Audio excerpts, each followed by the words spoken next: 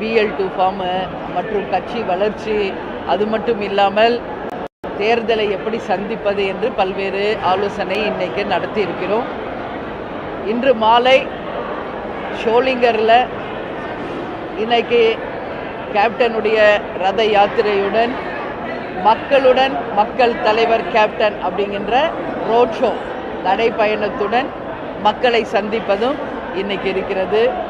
இதுபோல தமிழ்நாடு முழுக்க 234 தொகுதிகளுக்கும் 3 கட்டம் பிரயாணம் செய்து அனைத்து தொகுதிகளுக்கும் செல்ல இருக்கிறோம்.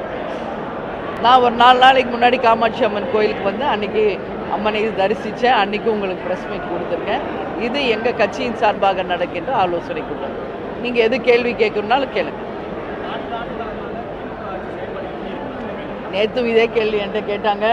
நிறையும் குறையும் கலந்த ஒரு ஆட்சியாக தான் இதை நான் பார்க்குறேங்க. ஏன்னா இன்னைக்கு அவங்க கொடுத்த வாக்குறுதிகள் இன்னும் பல்வேறு வாக்குறுதிகள் நிறைவேற்றலன்னு மக்கள்கிட்ட ஒரு குறை இருக்கத்தான் செய்யுது. ஆணவ கொலைகள், அது மட்டும் இல்லாமல் பாலியல் வன்கொடுமைகள், டாஸ்மாக்கு, போதை கலாச்சாரம், வேலைவாய்ப்பு இல்லை. இன்னைக்கு வந்து ஒவ்வொரு மாநகராட்சியிலையும் நம்ம பார்க்குறோம் எந்த விதமான ஒரு சுகாதாரம் இல்லை. ஹாஸ்பிட்டல்ஸ், கவர்மெண்ட் ஹாஸ்பிட்டல்ஸோட தரம் மிகவும் மோசமாக இருக்குது. இன்னைக்கு இந்த மாதிரி பல்வேறு விஷயங்கள் இருக்குது. அவங்களுக்கு கொடுத்த வாக்குறுதிகளும் இன்னும் பல்வேறு வாக்குறுதிகள் நிறைவேற்ற ஒரு புறம் அப்படி இருந்தாலும் பல்வேறு திட்டங்கள் வரவேற்கக்கூடிய அளவு திட்டங்களும் இருக்குது. அதனால தான் நான் சொல்கிறேன், நிறையும் குறையும் கலந்த ஒரு ஆட்சி. உங்களுடன் ஸ்டாலின் பேர் போட்டு அது ஒரு வழக்கு போயிருக்கு. அந்த வழக்கு போயிருந்தாலும் உயர்நீதிமன்றம் வந்து உத்தரவிட்டிருக்கு அந்த பேர்களை பயன்படுத்தக்கூடாது. ஆனால் தமிழக அரசு பயன்படுத்திட்டு இருக்காங்க. இது கூட நேற்று என்கிட்ட கேட்டாங்க. இது வந்து எந்த திட்டமாக இருந்தாலும் மக்கள் வரி பணத்தில் நடத்துவது தான் அரசாங்க திட்டங்கள். அந்த அரசாங்க திட்டங்களுக்கு வாழ்ந்து மறைந்த தலைவர்கள் பேரை நம்ம வைக்கலாம். இல்லை நம்ம தமிழ்நாட்டுக்காக உழைத்த எத்தனையோ சுதந்திர போராட்ட தியாகிகள் பெயர் வைக்கலாம். அந்த மாதிரி வரலாற்றில் இடம்பெறுப்பவர்கள் பேரெல்லாம் வைக்கலாம். ஆனால் இன்றைக்கி அவங்க ஆட்சி இருக்கிறதுனால அவங்க பேர் வைக்கிறாங்க. இது இவர் மட்டும் செய்யலை. இதுக்கு முன்னாடி இருந்த அதிமுகவிலும் இது தொடர்ந்தது, இப்பொழுது திமுகவிலும் அது தொடருது. இல்லை, ஒரு நிமிஷம். எங்களை பொறுத்த வரைக்கும், தேமுதிகவை பொறுத்த வரைக்கும் மக்கள் வரி பணத்தில் செய்யப்படும் திட்டங்கள் நிச்சயமாக தனிநபர் பெயரோடு இல்லாமல் வாழ்ந்து மறைந்த தலைவர்கள், தமிழ்நாட்டுக்காக உழைத்தவர்கள் பெயர் வைத்தால் வரவேற்கத்தக்க ஒரு விஷயம். வட மாநிலத்தவர்களை பற்றி கேட்குறீங்க. இதுவும் நேற்று கேட்கப்பட்ட கேள்வி, பதில் சொல்கிறேன். பீகார்லேருந்து இன்றைக்கி எவ்வளோ பேர் இன்றைக்கி வாழ்வாதாரம் இல்லாமல் தமிழ்நாட்டுக்கு வந்திருக்காங்க. வந்தாரை வாழ வைக்கும் தமிழ்நாடுன்னு தான் நம்ம பேர் எடுத்திருக்கோம். அதனால் இந்த தமிழ்நாட்டில் வாழ வந்தீங்களா, வாழுங்க, யாரும் உங்களை வேணான்னு சொல்ல. ஆனால் அந்த ஓட்டுரிமை என்பது ஒவ்வொருவருடைய சிட்டிசன்ஷிப் ரைட். அவங்க எங்கே பிறந்து வளர்ந்தாங்களோ அந்த மாநிலத்தில் தான் அந்த வாக்குரிமை அவங்களுக்கு தரணும். அதுதான் சரியான முறையில் இருக்கணும். அதை விட்டுட்டு இன்றைக்கி தமிழ்நாட்டில் இருக்கிறவங்க தான் பல்வேறு மாநிலத்தில் வேலை பார்க்குறாங்க, பல்வேறு நாட்டில் வேலை பார்க்குறாங்க. எலெக்ஷன் டைம் வந்தால் கரெக்டாக வந்து ஓட்டு போட்டு போகிறாங்கல்ல. அந்த முறையை நிச்சயமாக மத்திய மாநில அரசுகளும் நீதி அரசர்களும் எலெக்ஷன் கமிஷனும் இதை உறுதி செய்யணும். அப்போ தான் அது ஒரு நியாயமான தேர்தலாக இருக்கும், மக்கள் வரவேற்கக்கூடிய ஒரு தேர்தலாக இருக்கும். குறிப்பிட்ட சதவீதத்தை கொடுத்தாங்க. இப்போ வந்து உங்களுடன் ஸ்டாலின் முகாமில் வந்து நாங்கள் வந்து அப்ளை பண்ணுங்க, நாங்கள் கொடுக்குறோம் அப்படின்னு சொல்லி இன்னும் தேர்தலுக்கு சில மாதங்கள் தான் இருக்குது. இந்த நிலையில் இந்த மாதிரி ஒரு அறிவிப்பு வந்து இப்போ இல்லை, முதல்ல ஆட்சிக்கு வந்தவுடனே அனைத்து பெண்களுக்கும் 1000 ரூபாய் வழங்கப்படும் தான் சொல்லி தான் அவங்க ஆட்சிக்கு வந்தாங்க வாக்குறுதியில். ஆனால் ஆட்சிக்கு வந்தவுடன் தகுதி இருக்கும் பெண்களுக்கு மட்டும்தான் சொன்னாங்க. இதை பற்றி பல்வேறு கமெண்ட்ஸ் அப்பயே வந்தது. நாங்களும் அது பற்றிய வந்து எங்களுடைய கருத்துக்களை அப்பயே பதிய வச்சுருக்கோம். தகுதி உடைய பெண்கள்லாம் எந்த தகுதியை நீங்கள் எதிர்பார்க்குறீங்க? அப்போ எல்லா பெண்களுக்குமே இது ஒரு மனக்குழப்பத்தை, குடும்பத்தில் கஷ்டத்தை கொடுத்துச்சு. ஏன் வந்து அப்போ நாங்கள்லாம் தகுதி இல்லாதவர்களா என்று பெண்களை கேள்வி கேட்கின்ற ஒரு நிலைமை ஏற்பட்டுச்சு. அதனால் ஒரு திட்டத்தை ஒரு அரசாங்கம் அறிவிக்கும் பொழுது தெளிவாக இருக்கணும். அந்த திட்டம் மக்களுக்கு கரெக்டாக போய் சேரணும். இவங்களுக்கு கொஞ்சம் பேருக்கு போகிறது, கொஞ்சம் பேருக்கு போகாமல் இருந்தால் இது போன்ற நிச்சயமாக வந்து மக்கள் இதை குறை சொல்லக்கூடிய நிலைமை உருவாகும். இது தவறு. நிச்சயமாக இந்த அரசு ஆட்சிக்கு வரும்போது என்ன சொன்னாங்களோ அது மாதிரி அனைத்து பெண்களுக்கும் சமமாக பெண்கள் உரிமை தொகை சேர வேண்டும் என்பதுதான் தேமுதிகவின் நிலைப்பாடு. சிஆர்பி போலீஸ் வந்து காஷ்மீரில் ஒர்க் பண்ணுறாங்க. அவங்களோட வீட்டில் வந்து திருமணத்துக்காக சேர்த்து வச்சத நகை திருடு போயிடுச்சு.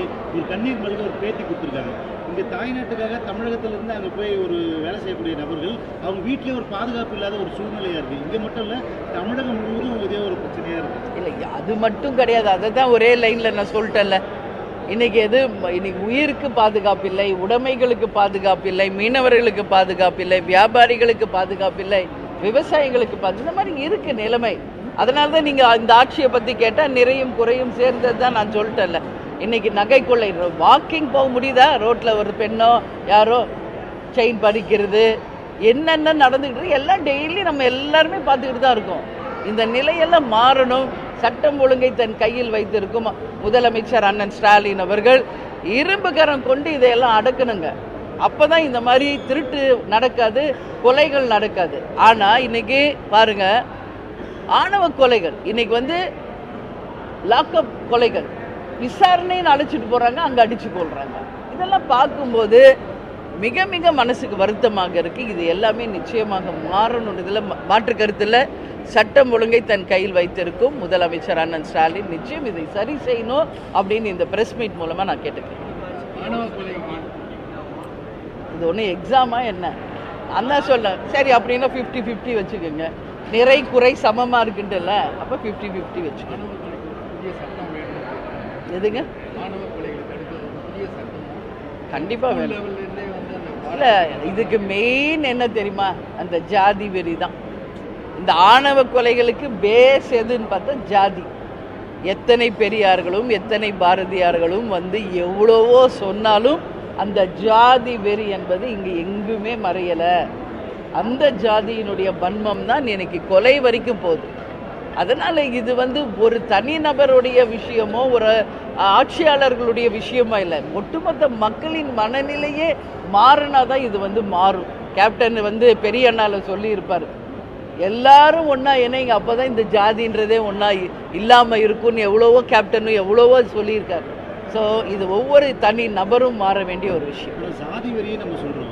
ஒவ்வொரு அரசியல்வாதிகளும் ஒரு குறிப்பிட்ட, இப்போ காஞ்சிபுரம்னா 2 பெரும்பான்மை சமுதாயம் இருக்கும். அந்த பெரும்பான்மை சமுதாயத்தை சேர்ந்தவர்கள் தான் நிற்க வைக்கிறாங்க. அப்போ ஊக்குவிக்கிறது தமிழகத்தில் இருக்கக்கூடிய அரசியல் கட்சி தான். சாதி வரியை நம்ம பொதுமக்களை சொல்கிறோம்.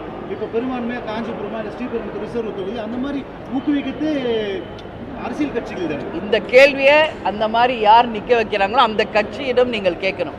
பட் தேமுதிகவை பொறுத்த வரைக்கும் கடைகோடியில் இருக்கும் ஒரு தொண்டனையும் ஏழையையும் கேப்டன் எம்எல்ஏவா ஆக்குனது தான் சரித்திரமாக இருக்கிறது. அதனால் எங்ககிட்ட இந்த கேள்வி கேட்குறேன். எங்களை பொறுத்த வரைக்கும் உண்மையாக கட்சிக்கும் கேப்டனுக்கும் விசுவாசமாக இருப்பவர்கள் யாராக இருந்தாலும் அந்த நாங்கள் அந்த எலெக்ஷனில் நிற்கிற தகுதி இருந்தால் நாங்கள் தருகிறோம்.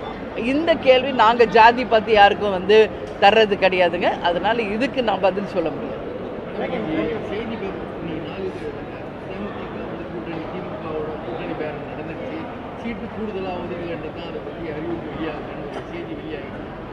இது உங்களுடைய யூகம். உங்களுடைய யூகங்களுக்கு நான் எப்படி பதில் சொல்ல முடியும்? இப்போ ஒருத்தர் உடம்பு சரியில்லைன்னா நம்ம போய் சந்திக்கிறது இல்லையா? நம்ம குடும்பத்திலேயே எடுத்துக்கோங்க, ஒரு ஃபேமிலியிலே எடுத்துக்கோங்க. கேப்டனை எத்தனை வாட்டி அவர் சந்திச்சிருக்காரு? பத்திரிகையாளர் உங்களுக்கு தெரியாதா? அதுக்காக அவர் வரும்போதெல்லாம் அப்படியே கூட்டணி முடிவாயிருச்சா என்ன? அப்படி கிடையாதுங்க. அது வேற இது வேறங்க. அரசியல் நாகரிகம், குடும்பத்தில் ஒரு நட்பு, ஒரு உறவு, கேப்டனுக்கும் கலைஞருக்குமான நட்பு 45 வருஷம் முன்னாடி உங்களுக்கு தெரியும். அவர் தலைமையிலேருந்து மேரேஜ் நடந்தது. அதனால ஒருத்தரை போய் உடம்பு முடியலன்னா போய் விசாரிக்கிறது எப்படி கூட்டணி முடிவாயிடுச்சுன்னு சொல்கிறீங்க? அதெல்லாம் ஒன்றுமே கிடையாது. அப்படி இருந்தால் உங்களை அழைத்து நாங்களே சொல்கிறோம். நான் தெளிவாக இருக்கேன். இப்போதைக்கு எங்கள் கட்சியினுடைய வளர்ச்சியை மட்டுமே ஃபோக்கஸ் பண்ணுறோம். உரிய நேரம் வரும்போது யாருடன் கூட்டணி என்பதை பத்திரிகையாளர்களாக உங்களை அழைத்து சொல்றோம்.